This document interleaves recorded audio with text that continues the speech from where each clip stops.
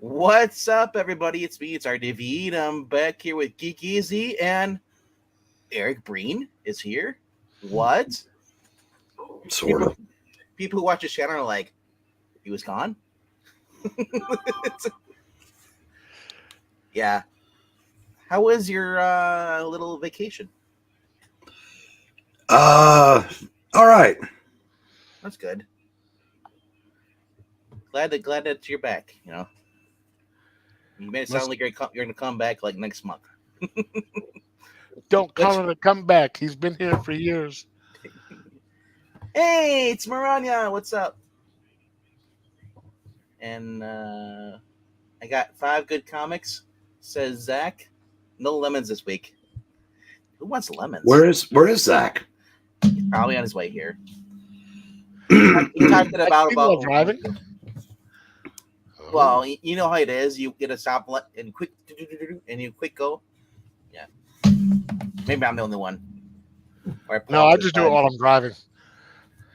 I used to do that, but then my car would not self drive. I kept yelling at it, telling it to drive, and it wouldn't do it. So I had cruise control sucks. It's Yeah. supposed to steer for you.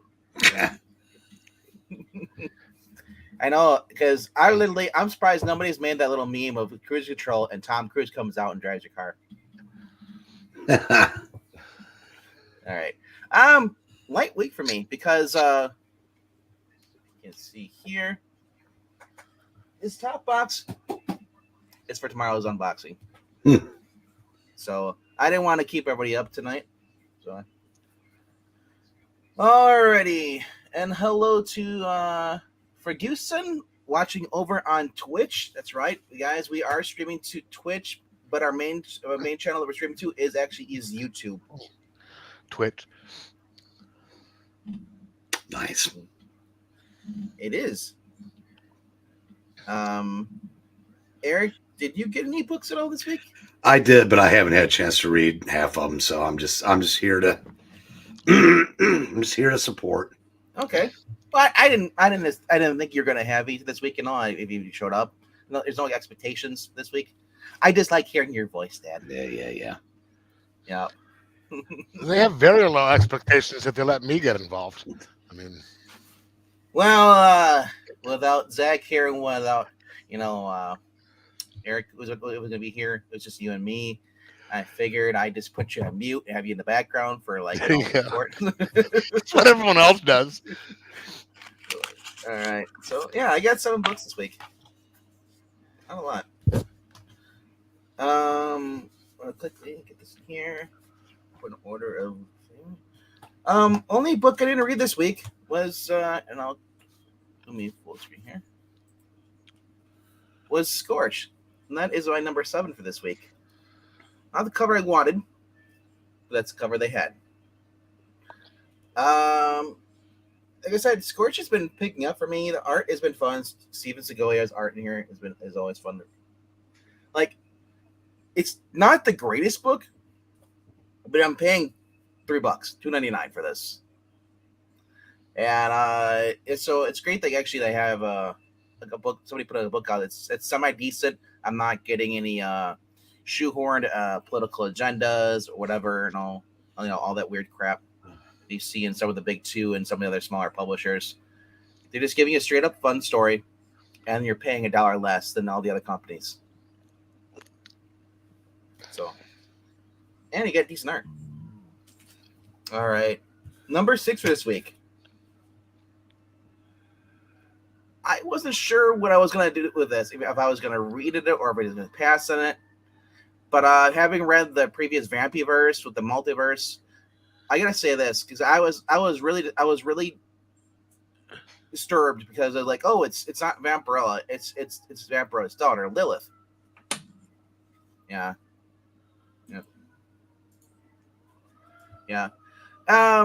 Anyway, yeah. So it's Vampirella's daughter, Lilith, from the multiverse where the Vampyverse they had for a while. Not everybody liked it. Some people passed on it. I read through it because I just want to consume Vampirella books. And I gotta say, it was a lot more entertaining than I thought it was gonna be. And it's not by Priest either. It's No, that's the best thing about this. Yeah, I was just gonna say. Priest isn't writing a Vampirella daughter story. This is Tom Sinowski, and I can't remember what the other girl's Jeannie Atkinson. So the co-writing. So you're getting. So if you remember in the Manfi verse, there was a 1950s verse where basically Vampire was a housewife, you know, and then there was a vampire that was going around killing everybody in the multiverse because she wanted to be the only one, like Highlander. She survived Lilith, and now she's basically recruited by like this. I don't say plot holes, but for those who read plot holes, there was that time bureau, you know, or whatever. She's got her own thing she's basically working for now, and she's got her own ship and everything. The best way I can describe this book, it's kind of like the reading Spider Girl in a sense. Like it is a legacy character, but they kind of are respectful to the actual main universe, and her personality it's not like Vampirella's. It's more chipper, more her age, like a late teen, high school, late teen, late high school, or right out of high school. So that's the lady she's working for, and now Lilith is not. It was we said because that whole thread is gone, everything for the Vampire. Now they're giving her basically Technicolor now. They upgraded her, so now she's in color. Clever way to basically draw in color, but yeah, she's basically going around and basically trying to save the universes. Still, so I actually had fun with this. I did not, as I said, I did not think I was gonna like this, but maybe because I'm like, yeah, that's Vampire. I was on the cover, but like I said, I gave it a shot. I gave it a shot because Tom Sinowski, the guy who was the main Vampirella writer in the Harris days. Now, has he had some duds in the past? Sure, he had a book out last year.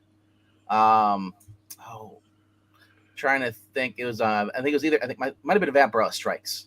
That wasn't really that great. Hey Zach, can you take care of that guy in the chat? Yeah. Sure. Hang on. I don't ever get on Twitch, so I have to log in.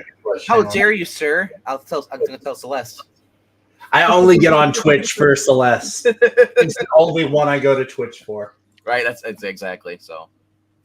All right. Go to Twitch to support us. What am I, some kind of simp? All right.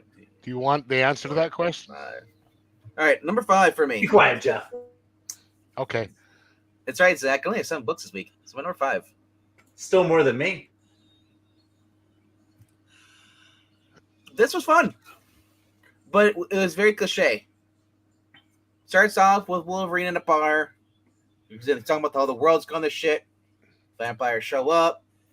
He feels bad for him for a second. He feels bad because they're only college age, you know, the National Guard, or right, you know, right around there. Then and then he kills the last one. Very gory.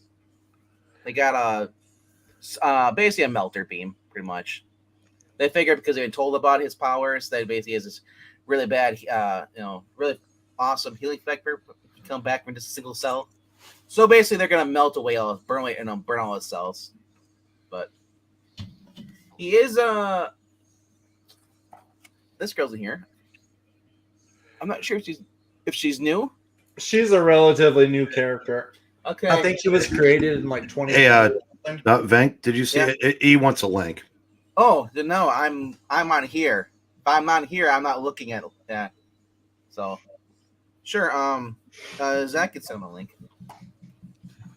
Zach is just the problem solver tonight. I know. I'm just like the assistant today, I guess. But Zach, we need you because you're not my age yet. Zach, you used to be the assistant, and you've always been the assistant. You never complained about it. Makes you feel useful, unlike Human Torch. The Human Torch is very useful. So Macy, I mean, this is a very cliche book. Wolverine tells a story about how the world went to shit, and it's just basically now. You learn that when he's at the casino where he's drinking, basically the vampires knew him by name. So basically, now these National Guards came in looking for him. They knew by name. So it means he's like, when he's talking to her, he's like, so I just stayed here one spot because everybody's looking for him. I figured I was to drink and wait for them to come to me. Obviously, with the vampire world, for those who read DC versus Vampires, that there were heroes and villains that got, that turned into vampires as well. Don't big surprise here when you find out who the big bad villain is. Like I said, it's a very cliche book, but they brought back Maverick.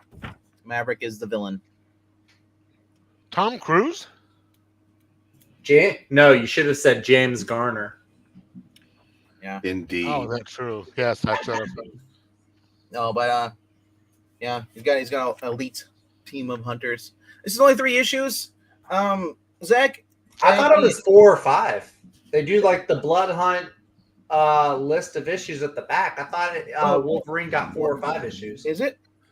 Maybe. Yeah, you're all right. Wolverine Bloodhunt 4. 4? Okay. I'm so used to them being 3. So this is I Tom was Waltz. thinking it'd be 3. Tom Waltz is actually, I forgot what did he write right before that? He wrote a bunch of Ghostbusters. He's done a bunch of IDW stuff. That's what it is. Ghostbusters. That's what he said. Ghostbusters, G.I. Joe, bunch of IDW stuff. Yeah. So, like I said, I actually enjoyed this. This is Juan Jose R.I.P. Rip. Yep. Have you heard of this guy before? Yeah. Okay. I thought he was a new Stormbreaker. No, but yeah, what was it?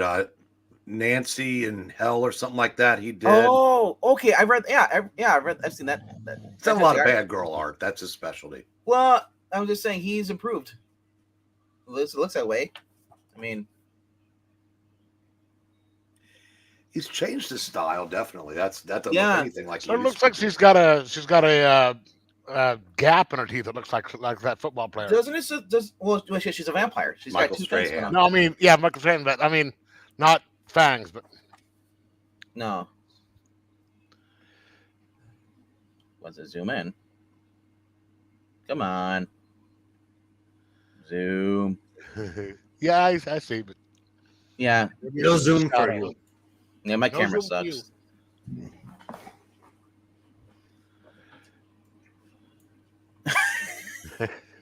He doesn't want to do it. Either way. No, she's not Becky G. She doesn't have a giant gap in her teeth. Which, well, Becky G got rid of her gap finally. I think she finally fixed it. Who's Becky G? Some wrestler, probably. No, it's not. Pop Zach. art. It's the pop artist. Oh, I know less about that than I do wrestling. think Selena Gomez, but never went on Disney. So she's kind of normal then, maybe? Selena Gomez is fairly normal. No. Well, yeah. She's mellowed out since she's not on Disney Channel. I mean, she was never one of the crazy ones from Disney No, Channel. I guess No, she just likes licking her hands and sticking them on donuts in a donut shop. No. That's Ariana Grande. Oh, That's okay. different. And Ariana Grande is from Nickelodeon, the Groomer Network. That's it.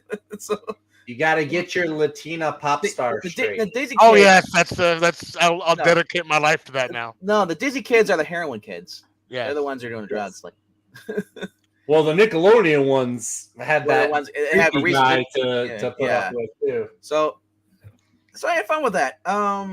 And I think for pointing that up because I kind of glossed over the name Tom. I'm like, who the hell is this Tom Lyer, whatever his name, or not Tom Lyer? I can't remember. Was it Waltz? Well, see, I already forgot it. See, it's like the dance. Waltz. Oh, somebody. Moment of silence for Jay. what, Lucian? his team lost. Boston's up 17 already. All right, number 4. Got the Joel Jones cover. Zach, did you get this? Get the Joel Jones cover? he's not paying attention. No. No, he is. He does to me, just not to you. I had to look in my stack to find it. Yeah. I don't want to spoil it. I'm just gonna say, good book, shit art. That's that. I was thinking about giving one of those a try, and I looked. I said, "Nope." It's kind of like Torrent in the sense that I love the story. The art is just bad. The therefore I had to knock it down to like a 4 out of 5. Well, Torrent was published by a company on a shoestring budget. There's no excuse for art like that in the Energon. I don't know who recommended this, but I mean, the artists, or they're just. But like I said, yes, it is, Zach. It's bad. It's not that bad. Well, the last guy that showed you, his art was like reminded me of the early 2000s. Remember when they started doing like the 3D kind of realistic painting art, oil? So the artists color me bad, Zach. There's a 30-something-year-old pop reference for you. I don't know pop references. I don't do those. It's sad that I actually picked that up. Well, you couldn't escape them in 1991 or whenever that was. Oh, I was 3 years old, man. I wasn't doing nothing. This is what I mean. This is what I don't like. It fluctuates. Sometimes the art's good in here, sometimes it's bad. What's that on his head? A gunshot wound. Yeah. Actually, no. On the center dot. Yeah, there's that little thing on his. No. On his So that actually was on his. It's probably because he's his religion. Oh, maybe he might be one of the Ninja Clan guys. Oh yeah, maybe. Because she knocks him out, punches him. So computer Indian as opposed to reservation Indian. Like I said, this was actually decent Kelly Thompson. This wasn't Captain Marvel Kelly Thompson or the DC Birds of Prey Kelly Thompson. This is Kelly Thompson. Nice. When I was reading her back in the day when she was on Ghostbusters. He's another Ghostbuster alumni. Black Widow, same quality. Getting in here. It's just the art could be better, and that's my only nitpick about this book. Now, some of you G.I. Joe fanatics might have a different opinion on that, but then again, I never really was into G.I. Joe. I had the toys, hand-me-downs from my brother, but I was like, G.I. Joe, Transformers, baby. I want to play with G.I. Joe. They got freaking robots to turn into vehicles. One turns into a giant gun. Okay, why was Scarlet dressed up like a her in the first part of the story? So Scarlet had to sneak into this place. She's supposed to be on recon. Discovers that they're actually trafficking people. She ends up seeing Storm Shadow's, I guess, cousin. No, Storm Shadow doesn't come into like the very last page. Well, so at the beginning, she's dressed up. She's undercover at like some high hoity-toity gala. I was asking, is Jinx related to Storm Shadow? I don't think so. If she is, I forget. But in this, she and Scarlet were like sisters. Yeah, because you know what you don't wear when you're trying to be hot. Your hair that way, no glasses, wedge heels. No, those went out when I was in high school. So I want to point out that kind of reminded me of the Power Girl art, the Leah Thompson's book, when she's all dressed all nerdy and stuff. You mean Leah Williams? And Leah Williams' book, her Power Girl. When you see, remember she was trying to rollerblade in the park, and how they drew her, it was very, very like over the top nerdy. It just seems whenever they draw people nerdy, they have to look like Melissa Benoist. I want to show the Supergirl. Like they all have to choose that style now. But Zach, get your apples ready, because I got a book that I know our paw's not gonna like. It's not a Ryan North. I'm not gonna throw apples at you. I don't do that. Y'all do that to me. Well, I figured you had enough for all of us by now. Okay, I hear you. All right, my number 3 for this week, only because I've actually been semi-casually watching the series, and I kind of wanted to see if they would do the same thing that X-Men 97 was doing. The son of a you brave, you poor man. I picked it up. Yes, you rank this higher than Scarlet. It's a Josie Campbell book. Who is currently writing the one you were reading? Yeah, the Shazam. Yeah, they kept it. It's supposed it's a prequel to. It actually takes place season 1 and season 2, and I gotta say, they are faithful to the actual comic book, or comic book faithful to the actual show.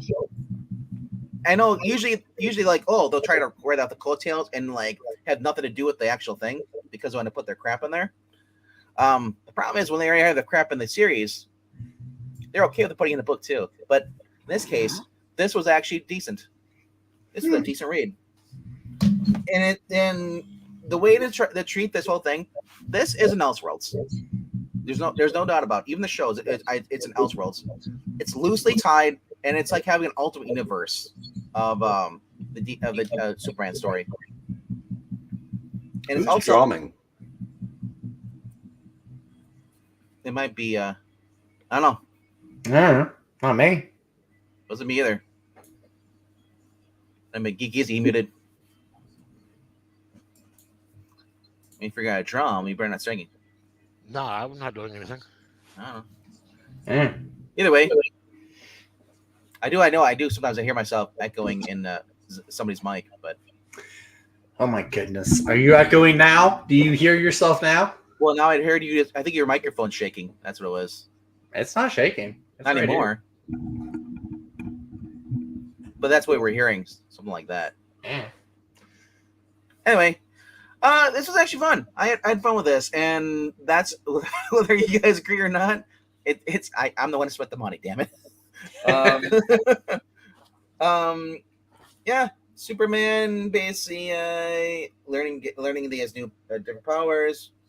He's basically just look at the show. He teams up with Jimmy and Lois, who both know his secret. Help him, and they're trying to basically somebody starts knocking over the building, pushing over the building of the Daily Planet, not the Daily Bugle, but he ends up going in the sewers and running into an android. That's Gene Kelly there, Jeff. Oops. Okay, yeah. So you're right. You're right. First, I would hope I got my references correct. Runs into an android. It starts copying his powers with. Then at the end says, starts speaking, learning English. It says, "Ask for help." And when the military shows up, basically they want they come in. They after he's making some leeway, they basically come in and they take it down. That's the only thing it sucks about this is that how they draw Deathstroke. That's Deathstroke down there on the bottom right. No thanks. That gun is dumb. Well, because that's the thing. They're using Kryptonian technology they got from other parts. Kryptonian technology doesn't have to look like Tron, though. No, I know, but they're trying to base it off. I guess they're trying to copy the what was it, Voltron? Remember their stuff? Yeah, the DreamWorks wasn't that hot looking either. I don't. So at the end, he basically realizes after the military came out, he kind of feels bad. It's like, I think I made a mistake. Waller is the villain in this series. She's everywhere. She's been in the cartoon. How new? How original? Yes, Task Force X she wants to kill a Kryptonian, but she also wants to secure the technology. General Lane and in season 1 ends up getting ousted because he was working with her, and now he's basically on the lam right now. But the cool thing about this, you get a backup to the Kryptonian age, which was actually I think that's all the DC books this week. I know. I'm just trying to sell this book more. Okay. No, but I was expecting that they have the thing in here, the sample here, the preview, and I liked it. Now, my one problem is this Gotham by Gaslight, is that connected to the Doom that came to Gotham? No, the Doom that came to Gotham is like a Cthulhu-ish. No, the Gotham by Gaslight is Batman back in London taking on Jack the Ripper. Jack the Ripper. Yeah. I was just wondering if it was connected at all because like I hated the Doom that came to Gotham. That was horrible. Yeah, it was. But this is 1/6. Basically, they're gonna have the Kryptonian age, and for a first little sample there, Andy Diggle, I liked it. And this was fun too. You want to hear an interesting Jimmy Olsen story? Is this okay? Is this supposed to be funny, or just like No. Perch and Joe did an interview with Jim Starlin. Oh, cool. And he was it's on Purchase Channel, and it was telling a story about how they in the late '80s they were considering doing a story where Jimmy Olsen dies from AIDS. Oh, no. But that was right around the time that Jack Larson came out. He was the Jimmy Olsen in the George Reeves series. Oh, so they got cold feet. Now I don't know if he was just BSing, but it's a very interesting story if it's true. Dang. When was this? And then the Jimmy Olsen story, was that in the Silver Age? Would have been this would have been the late '80s. Late '80s. Okay. Post-crisis, as you like to say. Really, post-crisis. I don't remember that part. No. Well, they did. Nothing came of it. Yeah. Yeah. Because he was also telling a story about how much he just despised Jason Todd, and it's that because he's the one that killed him. Ah, all right. Number 2 for this week.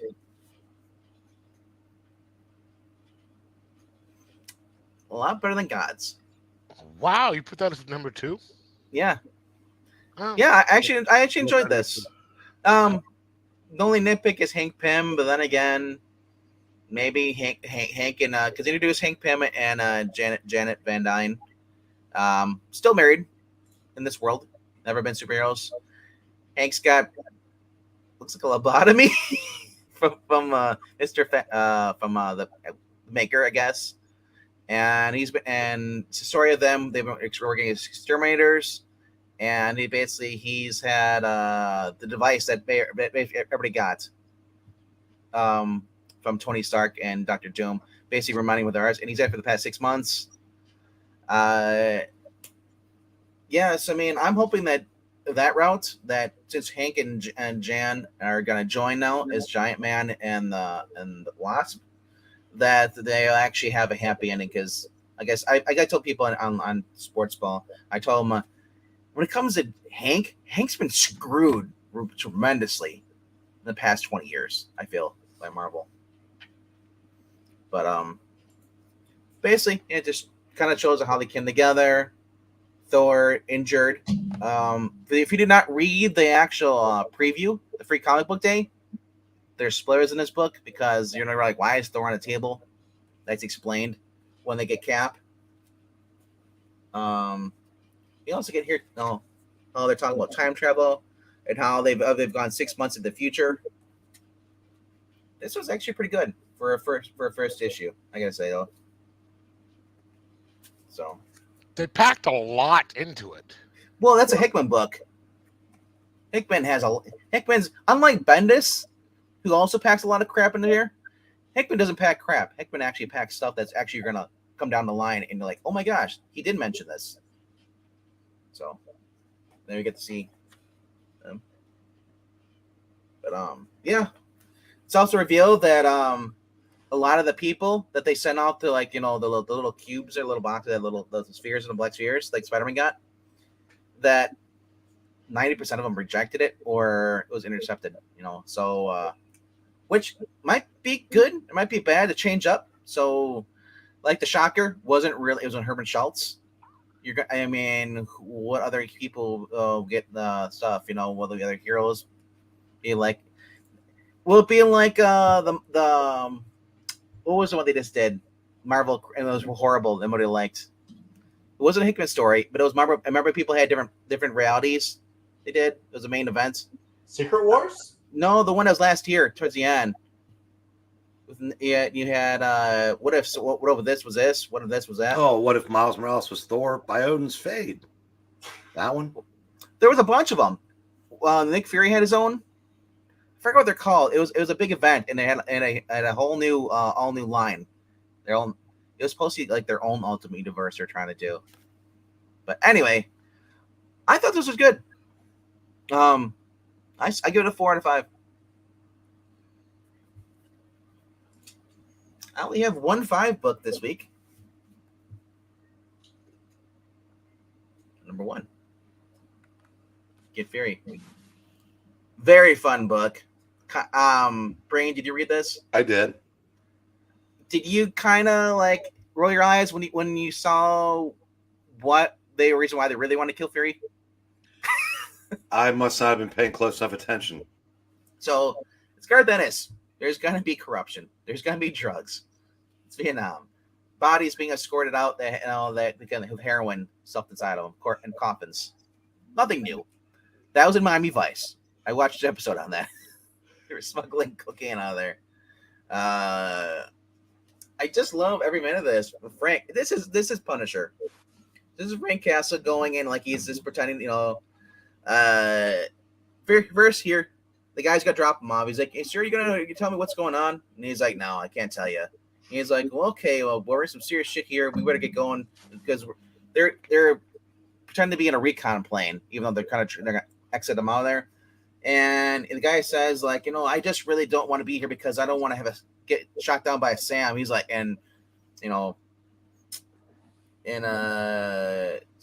Frank, being frank what he is, Frank doesn't give any words of comfort really much at all. And at the end, he jumps out. Of course, here comes the Sam missile, take out the guy. Poor guy. Typical Garth Ennis writing. Either you love it or you hate it. And this really, like I said, this feels like Punisher Max. And I'm not sure, is this tied to the Fury story that he did back in the day? Do you think it's the same Fury version? My War is Gone or something like that? Yeah. I don't know. But with Nick Fury, basically, you got the guys here like they're talking about the reason why why they want to get rid of Nick Fury. Comes down to cocaine and other stuff. There's some mention of homosexuals being murdered, but I mean, straight or gay, you're gonna get murdered. This was my favorite scene here. It's a scene where he jumps down. He's like, I've been to a third tour. Couldn't speak good, Vietnamese for the life of me or whatever. And so the guy comes up and he's like, who are you? He's like, I'm Alex Cramore. He's like, get back. And he starts speaking in Russian. And the guy's like, oh, you're Russian, comrade. Oh, yeah, great guy. He's like, I love it. He says, like, you want an American cigarette? Oh, sure. He's basically got off some dead pilots they don't need anymore. And they had a conversation about, he's like, oh, you're going to see your lady, but you got to go up. But then at the end, he says, like, I need to see your papers. And like, Frank's like, oh, fuck. Just starting to like this guy, He's like, he's like, you got papers? He's like, no. Basically, he's like, no chance at all. He's like, the guy's like, I would be savagely criticized, but I'm sorry, but I must report it. You sure? Please, comrade. I am sorry. Well, that's just too bad. Frank takes him out. I love that. It's a fun book. Just basically we're missing. Fury comes across basically a village while he's still being held prisoner. And oh man, this, like I said, this is Garth Ennis. They shove his face into one of the guy's guts. Zach's like, ooh, hungry. He really shoves his face right in the thing. Ugh, nasty. The old guy, old man, he's like, and he's choking on the blood. Yeah. In the meanwhile, I don't know we're sure which guy it is, but this is the guy who was there with Fury and witnessed all this. One of the Vietnamese. Hey, it's Tombstone. Yeah. But I thought it was Tombstone. Tombstone, no. But so now the people that sent Fury in, basically they realize they fucked up because who they just sent in is most likely not gonna kill Fury. He's gonna ally with them. They send it's gonna cause all the shit to come back to them. The drugs, all that stuff. They're fucked and they're panicking, which I love about this. It's like basically like for those who watch part 2 of Rambo. He's like, I'm just waiting him to I love him. He's like, I'm coming for you. But Frank doesn't do that. Frank just shows up and murders you. He's at least expected. Very fun book. I really enjoyed it. That's my only 5-star for this week. And of course, I always get my Walking Dead. This is the Tula Toy variant connected cover. Yeah. I'm trying to see which issue this was. I didn't read it though. It's been a while since I've actually read the series, which part it is. But okay, they're still in Alexandria because what's his name is Abraham's shanking up with the other girl. She's Rosita. not Rosita. Not This is life after Rosita for Abraham. Does Rosita die first in the comics? She dies later. I can't repeat. Abraham dies first, obviously. So he doesn't get his head smashed in by Negan though in the comics. That's on the TV. But, you know, that was Glenn that got his head smashed in. Yes, in both the comic and the TV, yes. But on the TV show, Abraham also got his head smashed. And Andrea and what's the name are still hanging out now. Now they're making Rick and Rick are making love. The other thing about this is like for those who are like, well, I want to get this. This is the color version. I'm not sure if the letter pages. I think the letter pages might be new. I haven't really read them in a while. They might be reprints. I don't think they are. I think they're actually new. And then, of course, you get the Kirkman's basically his blueprints, how he basically writes story events. And then, as always, because it's a new book, you get these little backup stories. It's been ongoing. It's basically like I don't know why they're drawn like monkeys, but yeah, you get these back. Issue 91 will be out later this month. But that is it for me. Who wants to go next? Who? Guess I can go. Oh, it's nice having you here. Okay, earlier today, Zach posted that he had no lemons. I have 1 lemon. I've got 6 books, but one of them is from last week. Number 6, the lemon. The Mammoth. I bought this blind because these guys usually make good stories. But it's basically about a group of people who are getting together. There's some, what do you call them? Earthquake type things, activity in an area where there's no... Seismic activity in an area where there's no... Tremors? Yeah, where there's not supposed to be, where there's no plates, right? Tectonic plates. Yes, and something happens and one of the people falls down and dies, and so you're getting a little brief history of what's going on, and then she dies at the very beginning. And so all her friends start having a little get-together where they're talking about how the good things about her, at a funeral. And then one of them says, the thing I remember about her is the first time that we kissed, and it was like, wait, what? And so they had to, it was just kind of dumb. Nothing really to do with what the story is supposed to be about. So that was bad. Number 5. Space Ghost number 2. I liked the last one well enough to get this one, and it's still getting to be pretty good. And the art is I don't want to see that. They've got that's a little. The art is pretty good. Got the little kids, and you find out how they become his sidekicks. Some good space adventure, and okay. So pretty good art. And then number 4. This is kind of the back issue, but I had to get that one to get the next one. And this was on both RDV's and Breen's recommendation. Get Fury number 1.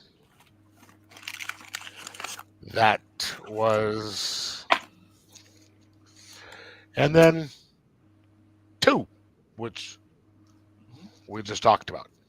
You said very fun books. If you like the Punisher Max with the Detective Soap and all that stuff, you're gonna enjoy it. But yeah, I've already read them all. These are all. That one was. You're right. It's really good.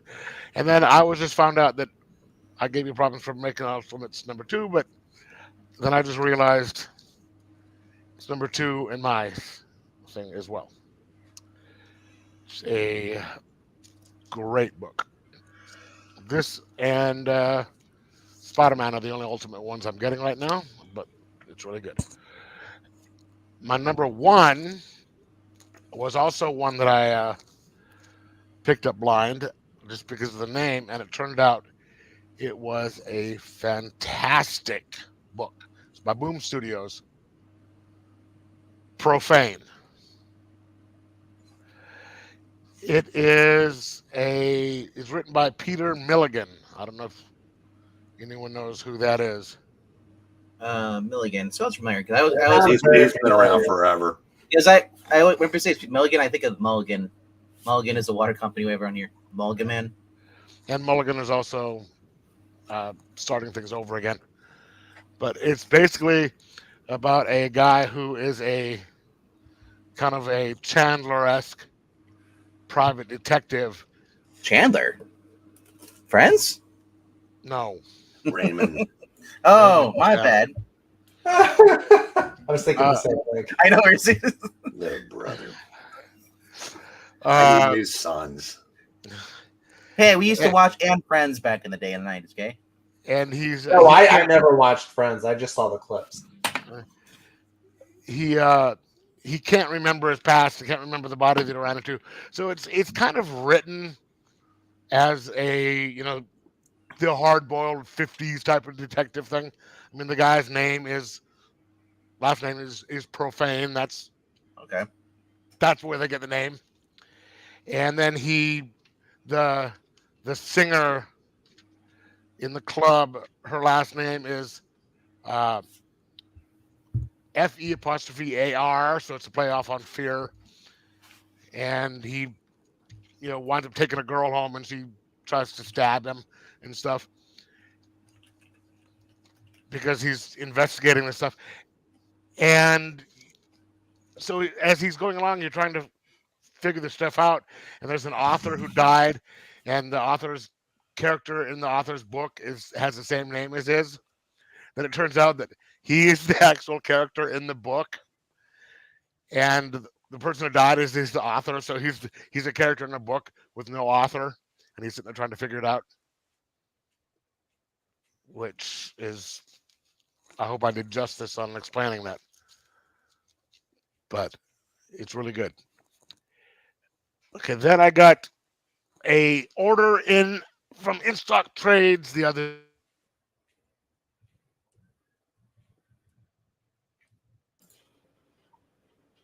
That's not just me, right? He did mute himself? Okay. Oops. I said I just got something from In Stock Trades. I didn't do that on purpose. I just thought I was like, oh, shoot. Does that mean something happened to my computer? No. I just got this from In Stock Trades the other day. Came in. Captain America. The Trial of Captain America. That's gorgeous. And Return of the Winter Soldier. Oh, that's even more. That's just as gorgeous. Those are great. I have the Death of Captain America right back there. So I'm missing the first one, which I can't find. But then there's the Captain America Lives, which will be coming again soon. It's just that I ordered that one beforehand, and it still hasn't got here yet. So that's why I'm not going to read these. Yes, you were, Jackson. Jackson, you did miss him because he's here. You had one job. But then today, in celebration of me finding employment, I picked up something that I saw at my comic shop yesterday. I didn't get yesterday, but I got today. And this is, Breen, you'll love this. The complete. Nice. I knew nothing of this magazine until I picked it up and started reading it today. Do you know the history of that, Breen? I did, but I've forgotten it. I used to have a couple of the issues. There was only 3 issues of that magazine I that remember came out. that. I read some of the introductions. What happened is these guys they wanted to start a horror magazine that would outdo the Warren stuff. You know, to compete with Creepy and Eerie eerie, yeah. and Creepy, but do better. And they did. I mean, you had Bernie Wrightson and all these people came out in '69, and so they did those 3 magazines, which were just according to what they're saying, fantastic. I haven't gotten to reading that part yet. But they just had all these people running it. And then they had a 4th one, but the guy who was the editor, and he wrote this in his little thing at the beginning, some hippie friend of his came up to him and said, hey, let's go live in this commune and do all this stuff, drop in, drop out, whatever. So they got a van and took off and didn't say anything to anybody. So things just fell apart. And there was a 4th magazine that was supposed to come out that didn't. So they've got all 4 of them in here, plus some missing pages. And I mean, take a look at That's cool. That's the inside cover right there. What else did they pad it with? Because that looks more than 4 issues. Well, it's like the magazine. So they've got. Oh, so it was like 256 pages or something like that. That can't be. I guess that'd be 4. This would be like 300. This is 300 pages, but they have like here's a self-portrait of Bernie Wrightson, and then they have the the table of contents, web of contents. That's cool. They have like the lost pages in book 4, but then they have like the forward. This is the guy that was the editor, and he took off, and they have quite a few pages of articles and stuff like that. And then they hit the first page, the first magazine. Let's see, about like that far in. So, and here, let me get this back here so I can. Wait, no, that's yeah, that's far in. But and then they have some stuff in the back, and then if you look at the back. It's $50, and it's worth every cent of it. But yeah, there's Bernie Wrightson. I mean, you gotta love his art. I ran out of cash yesterday, so I put it back so I can get like 50 other books. Yeah, I didn't. Yesterday I was just like I don't want it, but I did put some of my tax refund in savings so I could pull some of that out more than I would normally would have, so I can pull some out if I need Jackson, you took the words out of my mouth. In stock trades. He said he's running in his next order in stock trades. Yeah. He just got 2 epics today. So. Yeah, I ordered that first. So I've got that and 3 other books coming in that one. It's as of right before this stream. It's still stuck in Seattle, but that's the only thing I don't like about in stock trade is it takes so long to get here. But they pack it so well, and they also the prices. It's worth it, I think you want something. The quickest I got was maybe a week and a half. Yeah, and the one that I'm waiting for, it took a while because I guess they had to get a book. Oh, so it took a little bit of time. I mean, these 2 were just boom, boom, boom. Alrighty. So, but Zach, you want to go next? Sure, I guess I'll let Breen have the honor of Breen. I gotta tell you something real quick. I have fiber optics, and when the Reds win, they set off fireworks, and I can hear them from my house. I heard the fireworks, and there were 3 more pitches in the game on the TV on the thing I was watching. And that's time to place a fucking bet.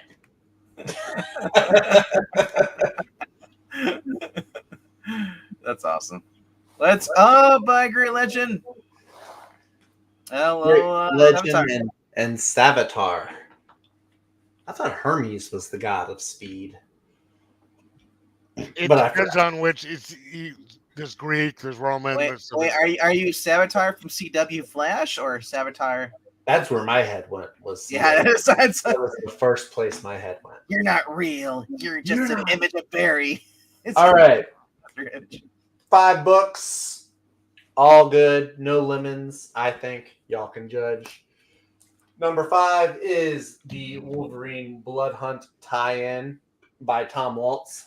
The art was not up to my level. I didn't really care for the art. The story was pretty good though.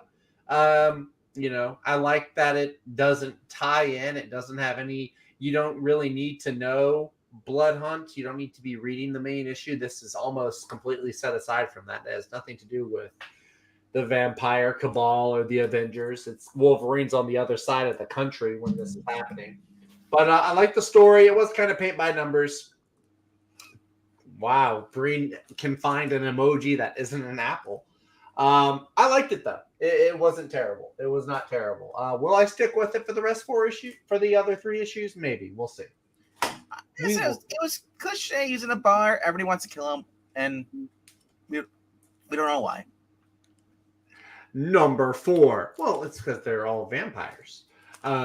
Number 4 was Shazam number 12. Josie Campbell picked up steam. I guess she heard I was getting ready to drop this and thought she needed to pull out all the stops. This has actually gotten really good over between this and issue 11. I really enjoyed this. There are some parts some people might not like the fact that Shazam and Billy are now 2 separate entities. So whenever Shazam is on the scene, it's not Billy Batson controlling him, but Billy is back on the Rock of Eternity. But this sounds like it was they're leading up to basically with Mark Waid was writing it. That remember he asked for it to be more smarter and stuff. So you kind of knew something was going to happen. Him, using the powers. Billy doesn't really. Billy. The thing with Billy is that because he made that request or that wish of Solomon, I guess it was. Now he's like this leak, this magic leak, and as long as the Rock of Eternity is tied to Earth, it's a threat, and so that's where you see like monsters start showing up everywhere. It does also have some like emotional depth to it too, because there's like this whole reconnection he does with his mom. He finds out that his mom has moved on, had another kid, has a better life without him, and that affects him emotionally to where the magic starts leaking out of him more sporadically. So there's some emotional stuff in here too. This is really good. And the art, I think might be one of Lou Pacino's best books. It almost looks like Chris Samney on several pages. I really enjoyed the art. The other son's going to end up being like the new Black Adam. Well, the other son's like 5. He's like a toddler. He's a feature villain down the line. So who knows? But overall, shockingly, this has picked up. I was, like I said, 2 issues ago, I was about ready to drop it. And it has picked up. Another one I got this week, and I haven't picked up the previous issues of this. This is my first issue. But Kneel Before Zod. This is issue number 6. This is Joe Casey. The artist is someone named McDade. The art's okay in this. It's good. It's not my favorite, but it works. I actually really enjoyed this issue. I want to go back and find the previous 5 issues. This is the first one that I've read. If you're going to have it called Kneel Before Zod, you have to draw Zod to look like Terrence Stamp. There's no other way to do it. Okay. Everyone who's played Zod has said Kneel Before Zod, though. Wait, why isn't Zod black like he is in the show Krypton? Because this is in canon. This was good though. I enjoyed this. So I don't know how this comes to be, but Zod finds himself on like a giant prison transport ship, and he's overseeing like all these prisoners. Like he's conscripted all of them into his own army. Yet I think there is some in canon nods here. Like New Kandor is missing. I guess that has something to do with the House of Brainiac thing going on. They don't reference House of Brainiac. There's no other mention of Clark or Earth or anything like that. It's all Zod. But then they find towards the end of the book, he finds out that one of the prisoners on this ship is the Emerald Eye, or the Emerald Empress, I should say, which is pretty cool. If the rest of the Legion's villains are in here. I think that could be really cool. He does have, at the beginning of the issue, he does kind of have, like, I don't know if it's a hologram or if it's his mind playing tricks on him, but he has like these conversations with Jor-El, which are kind of cool. Jor-El keeps telling him that he's got a son, which we know if you've seen like the Sinister Son solicits and previews, Zod does have a son, but here it seems like he doesn't know he has a son. So I'm kind of curious to see how that plays out. But this is really good. I'm liking a lot of Joe Casey's books. I think I need to go back and find what other stuff he's written, because I've been liking some of his stuff. Brain, you know how you improve that book? Call it The House of Zod, and you always bet on the house because the house always wins. What's in the house at the ship? There are enough houses in the Superman lore. That is true. There are more than enough houses. There's a village. There's a house of the alphabets now. House of the Alphabets. Number 2 book this week was Scarlet. I did get the Joelle Jones cover. I'm not going to be quite as critical as Vickman. It's not Tom Riley art, but I didn't mind it. I thought it was serviceable. It did good for the story. Kelly Thompson, I mean, I would say it's about the same as her Black Widow. I wouldn't say it's better or worse. I think as far as one issue goes, I think it's about the same as her Black Widow book, the quality. The one thing I was skeptical of, because I did hear that Jinx was going to be an important character in here. So the one thought I had was, are they going to make Scarlet and Jinx the lovers instead of Scarlet and Snake Eyes? That is not the case, though. She and Jinx have like a sister-ish relationship. You also get some Stalker. He's in here, kind of being the common denominator between Duke and Scarlet. Stalker's in here. And Scarlet's sent to infiltrate the Arishikage. I think I'm saying that right. The Ninja Clan. Apparently, they're like a big weapon power, or a faction that they need to get information on. So Scarlet goes to infiltrate them, and the very last panel that we see is she gets knocked out by Storm Shadow. So now we have Storm Shadow, and presumably they're going to introduce or have something to do with Snake Eyes before this ends. So I liked it. I liked it about as much as I liked Duke issue number 1. Duke issue number 1 was okay. I think it had maybe a little bit more story in Duke than Scarlet, but I think as far as one issue goes, I thought it was really good. So looking forward to the rest of the series on that. What was the guy's name? Snow Dog? Not Snow Dog, Snow Job or something. The helicopter guy with the beard. Yeah, Snow Job. Yeah, Snow Job. It's literally when you see the guy Snow Job, it's like, what is he there for? Well, I suppose flying helicopters in snow jobs. And like, there's a GI Joe for everybody. There's Summer Job. There's.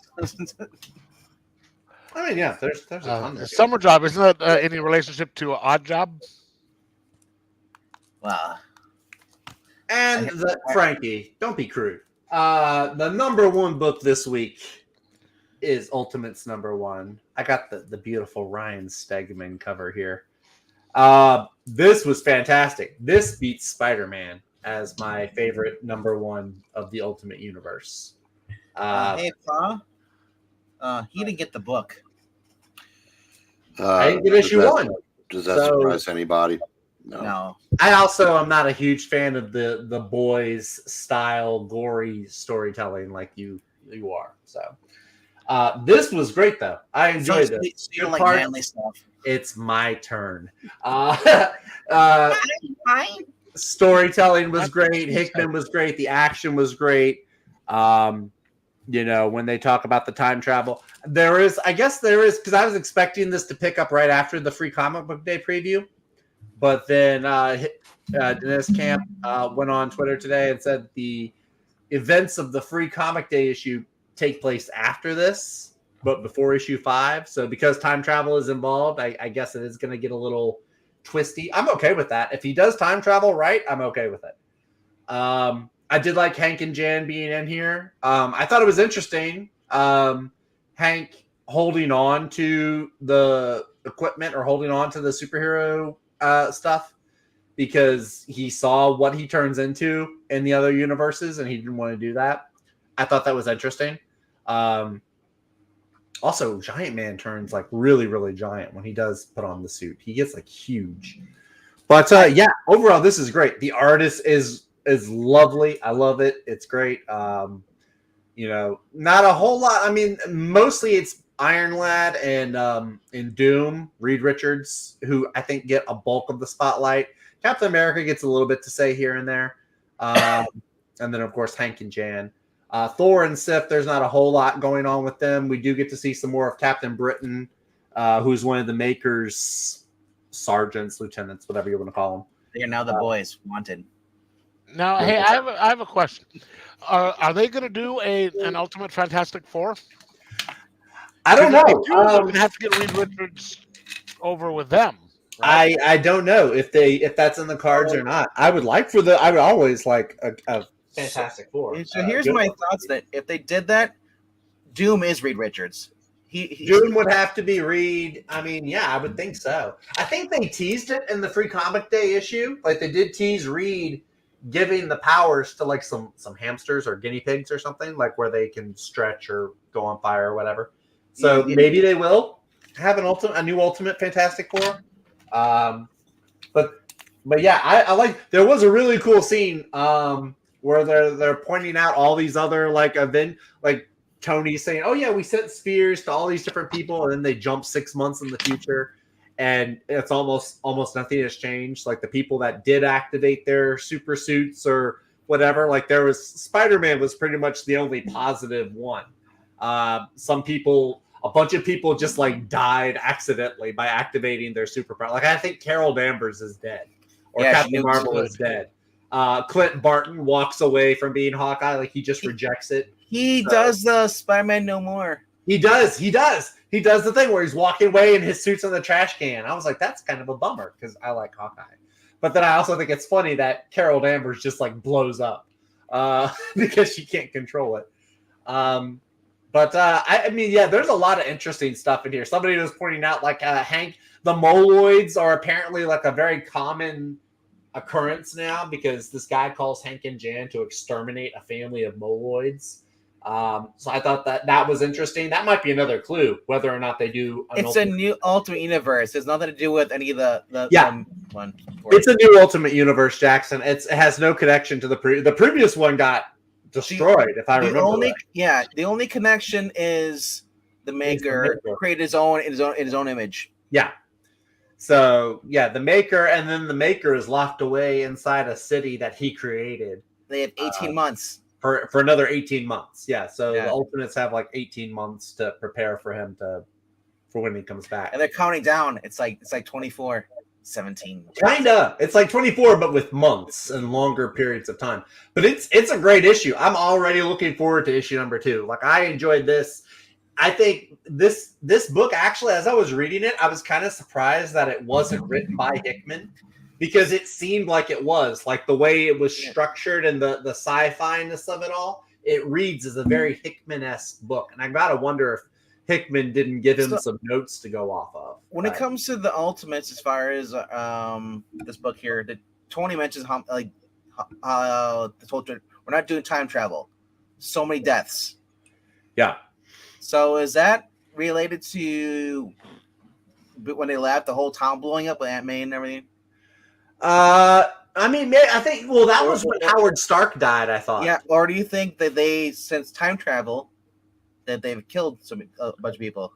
Maybe they have, and then they went back to try to stop that same thing from happening. I mean, I'm sure they've done several time jumps. Yeah. One thing that was cool, it was kind of funny, is they thaw out Captain America, and then they tell apparently the United States of America isn't the same United States of America anymore. And then they have to restrain him after thawing him out because he goes crazy. It's like that was a little bit funny. But then issue 2 is going to have to do with them they're going into the White House because the White House has secrets. It's going to be like National Treasure, I guess. I'm really looking forward to this. This could overtake Spider-Man as my favorite Ultimate series, I feel. So, and then Mark Millar has this big roundtable podcast he's doing next week. Denez Camp is one of the people he's having on the show, along with Jeremy Adams, Carrie Andrews, and I think Adam Kubert, I think. And Kubert, yeah. Kubert, yeah. So getting to hear all of them. Yeah, that's going to be fun to listen in on for sure. So yeah, but that is he neck strong? Yeah. is he neck strong? I don't know. Is that a wrestling reference? He asked naively. Now that Kelly artist, she has the same name. Is Kelly and Kelly Sue the same person? Kelly Kelly Jones? Sue DeConnick is a writer, Yeah. not an artist. Yeah. I don't know who the other Kelly is. You're thinking of Kelly Thompson? Yeah. Okay. So that's what I was thinking. Okay. Never mind. Those are both writers. Neither of Yeah. them are artists. Yeah. Well, that's Okay. So I was just Yeah. Whoops.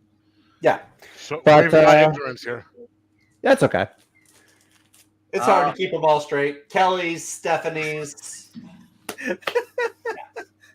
You know, that is true, Marvel. It's hard to keep them all straight.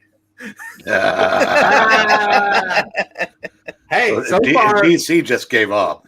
I know, right? DC did, yeah. But yeah, I liked it a lot though. I thought it was a great series. I like the artist too. Who is the artist on this?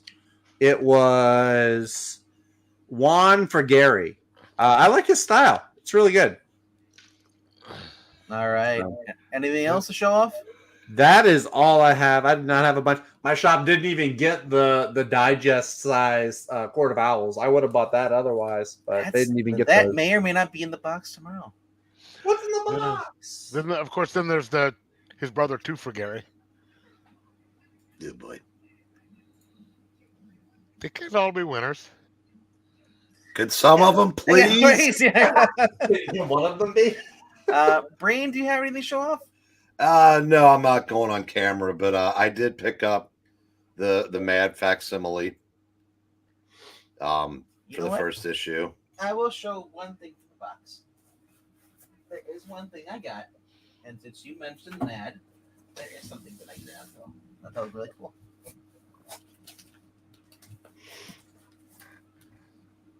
Oh, very cool. Mad. What? Yep. Me worry? This has looks like a couple different issues in here.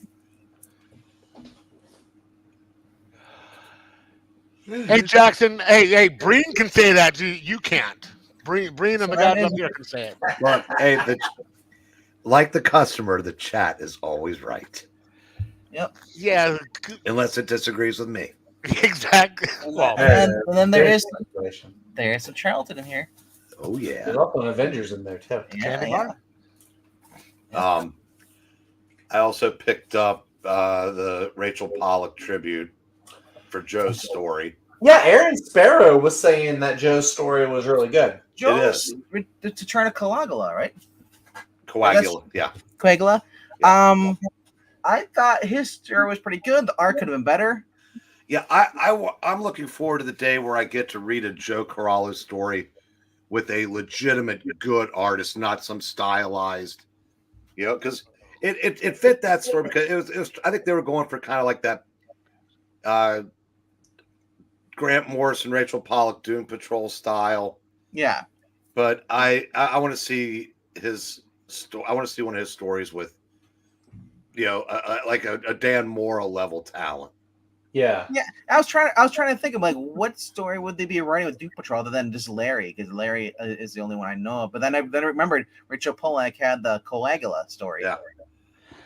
And the two animals, they're a parody of Fox and Crow. There was a DC funny animal title in the 50s. Mm.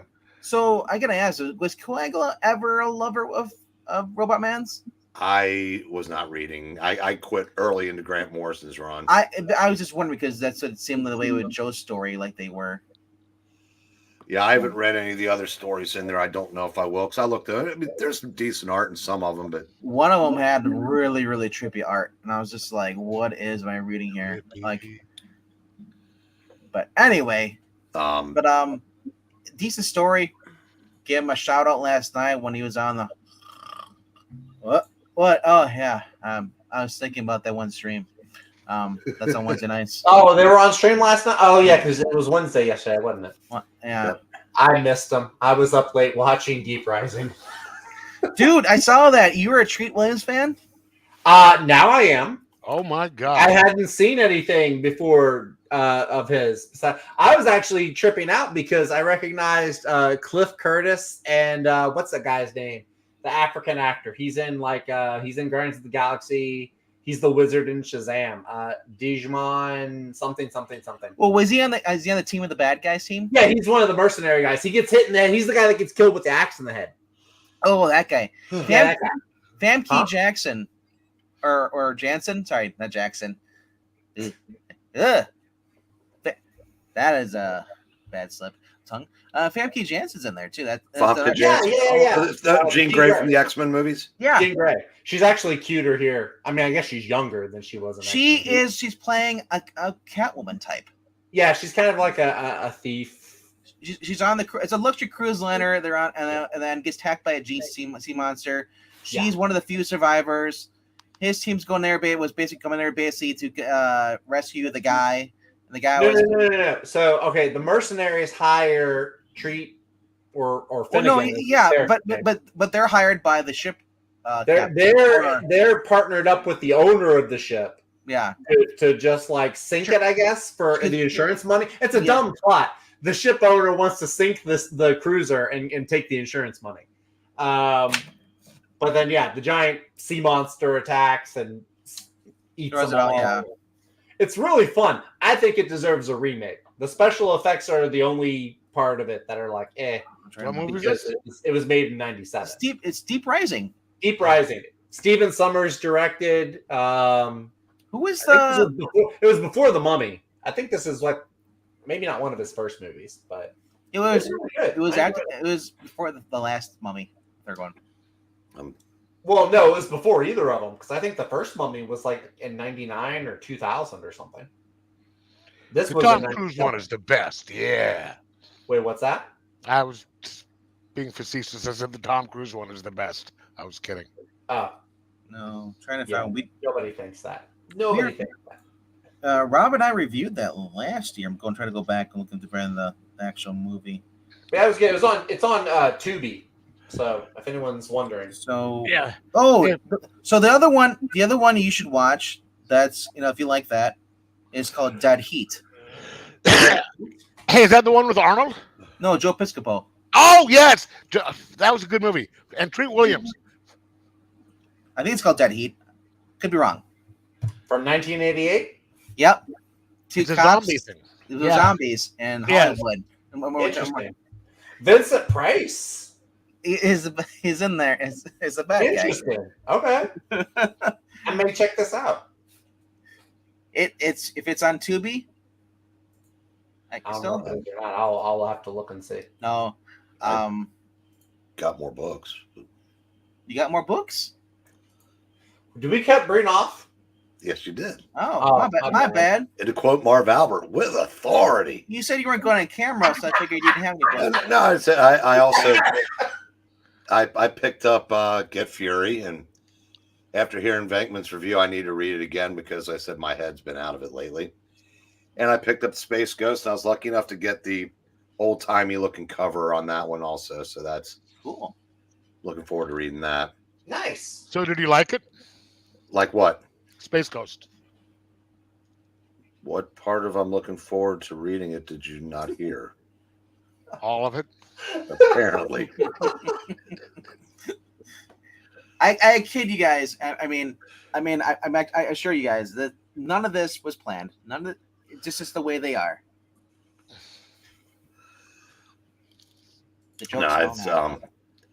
I'm hoping it's as good as the first one. I'm happy with some of these old time properties getting treated with respect and not as ideological, props that we saw with The Shadow and Judge Dredd and any number of other properties recently. Oh, speaking of Judge Dredd, my shop has a bunch in the 50-cent bin. Oh, and Richard Tracy's coming out next week. Nice. Yep. Quick question about the Judge Dreds. Were those always in black and white, or were any of them color? No, they were when they started being published by Quality in the 80s. They were in color. Okay. The original magazine, they were like magazine size in black and white, weren't they? I think so. It came out in like 2000 AD or something like that. Yeah. Okay. Yeah, because I'm always leery about picking one up. I'm like, I don't want to read them in black and white. Because black and white is good, but when you go into some of the detail, like some of these guys do on Judge Dredd, I've seen, it's like, wow, it would be so much better in color. But it's like, well, it depends. If you get some like these old, like these Web of Horrors and the Warren books and stuff like that, those look incredible. Sure, I like that. But I mean, I want to read a Judge Dredd actually in color for once. Well, there's actually a few things I'm coming tired of them being separated. I want them as one. That's for you, Zach. You ever see the Jerry Seinfeld bit where he's eating the black and white cookie? It's like, people, they would just look to the cookie. And then the cookie makes him throw up. Yeah. I saw some Jerry Seinfeld hate yesterday online.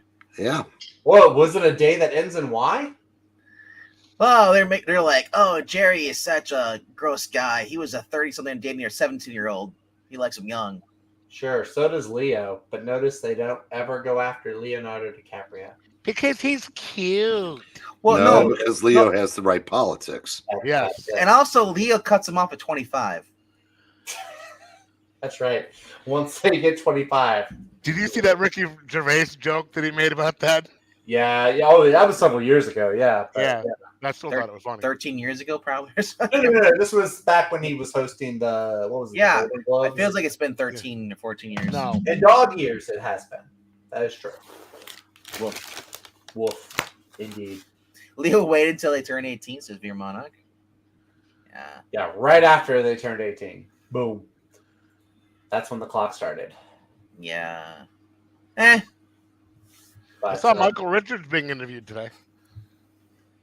Michael Richards, what was the thing I saw him on recently? I saw him in the news for something. Like he was with Jerry Seinfeld. Like I think Jerry invited him to some premiere. Yeah, Jerry's always been a big supporter of his. He's going to put him on. There's some show that they're doing, and he put him in there. Was it like Coffee in Cars with Comics? No, there's a movie that they did, I think. Oh, it was a movie. Okay. I think. Hey. Ooh. Hey. Howdy. Hey, he did get it. Okay. All right. Are you guys just starting? No, we're wrapping up. Oh, okay, cool. Yeah, I had. Hey, yeah, I'm gonna come in at the end. Screw you guys. I was doing the thumbnail and then the tier list and everything, and every freaking time I would load up because there's two different things for Jonah Hex. You got All-Star Western, and then we got Weird Western Tales. Every time I would take from one, the other would disappear. So it took me a hell of a lot longer than what I thought I was going to take. Because I wanted to join in, even if I don't have anything I've read this week yet. But Frankie Gonzalez saying I did a dollar bin dove this week. Asian #1, GC Comics. Ascani's Son, never heard of that before. Archie $3.99 newsstand near Mint. Science Tales 21. Todd the Ugliest Kid on Earth. Second printing. #2 Warlock 9, 10, 12 Kung Fu special. Nice. I did somewhat of a dollar bin dive as well. I went to a flea market, not the one I usually go to. I got a short box of my dollar bin. Oh yeah. What'd you find? Well, tomorrow you'll find out. I'm doing another unboxing, same time. Oh, okay. Okay. Yeah, I'll try to join that one. As far as I know, I don't have anything going. Tomorrow's Friday, right? Yeah. Yeah. Okay. Although today felt like Friday. One of the big problems is our air conditioning is out, and the freaking irony of the thing is, in the middle of the freaking noonday sun, I could go out there in a goddamn long sleeve shirt and be a-okay. But in this house, it's so freaking hot and uncomfortable, and I'm swampy in areas I don't want to be swampy in. It's just not good. He's got some fans, right? I've got this little itty bitty fan. Oh, and it doesn't do shit. I gave the wife and the kid have the big good fans, right? And every time I'm like, okay, should I go get another fan? They're they said this. Today, the guy was supposed to come and fix the air conditioning, only to find out we don't have a unit. and our furnace is destroyed, and they supposedly run on the same thing, so he can't fix the one until the other's fixed. So he's coming back on Saturday. Now, do I go and spend $25 of the 60 I have left to get a fan for a day? You know what? I don't know. I mean, I have a nice little box fan. Get them at the thrift stores. Yeah, but yeah, they're 20 cents. They're $20. I'm a cheap bastard. I'll skip the job again, because that's basically I've been playing hooky. Now, granted, me and Gail have gone out because it's been hot. We've gone out on dates and such, and that's nice. But God damn, it's just okay. So these weren't exactly $1, but I got them for a really good price. I'm going to show them off tomorrow to everybody when my other big dogs come in. But oh gee, what is the least? I like to go from least. Oh, this is probably the least amazing of all of them. In my opinion, and there is another book I want to go back and get. This one is a Jim Sorensen book, if there ever was one. But this is Adventure Comics 332. Cool. This is one of those dollar bin dives that I was like, are you fucking kidding me? I gotta search. The next up is Action Comics number 281. Ooh. Yep. This is one of those things. Eric told me never mention how much you paid, but yeah.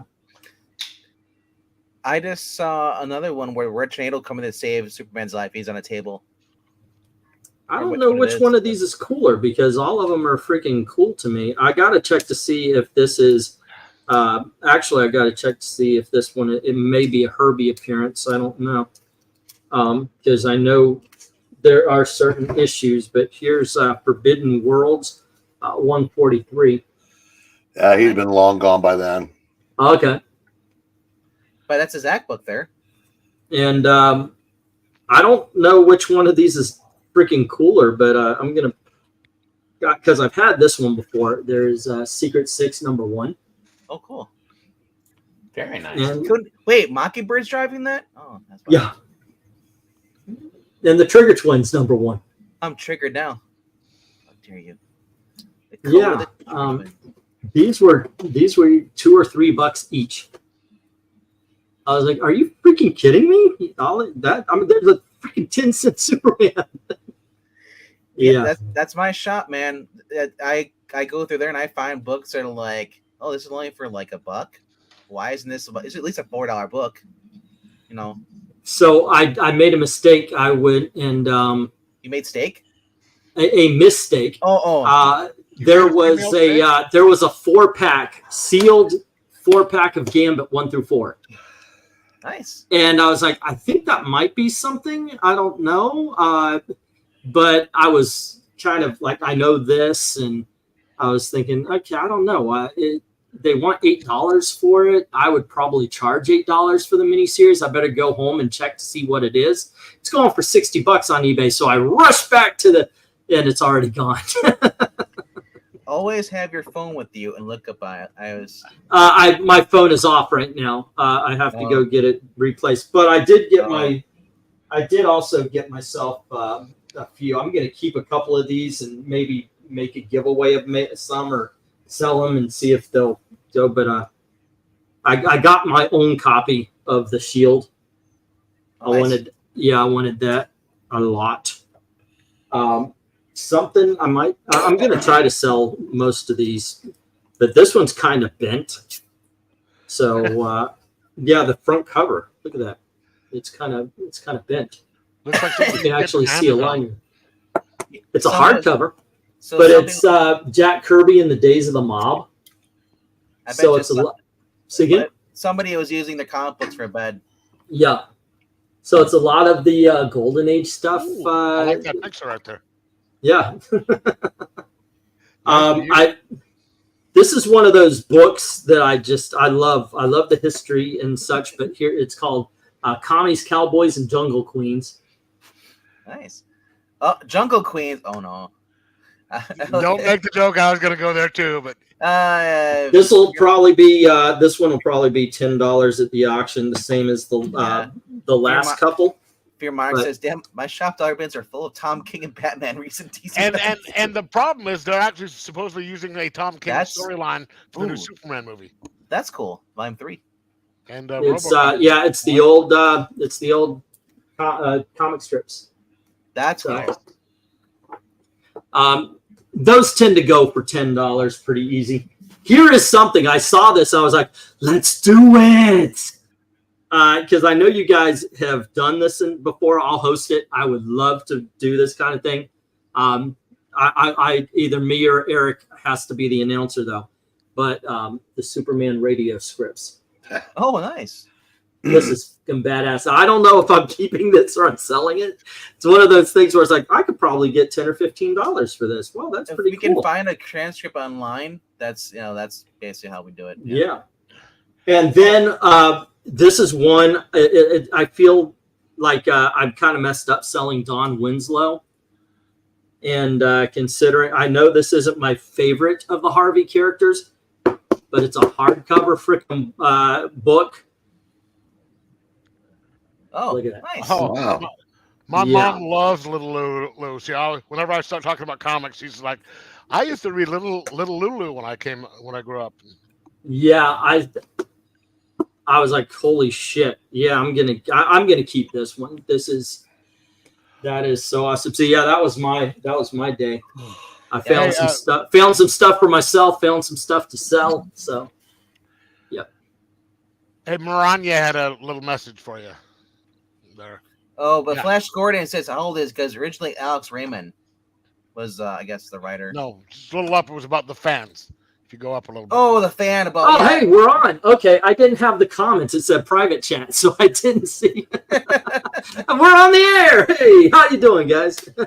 She said basically, if you want a short-term deal, get a box and $20 at Walmart. How old is that Flash Gordon? Because it was originally Alex Raymond. Yeah. This is how old are the strips, or how old is the book itself? Probably the strips, I'm guessing. Yeah. But she was saying, get a Lasco Cyclone fan at Home Depot for $60 if you want a long-term goal, or for your fan. You know, it's always nice to have a backup.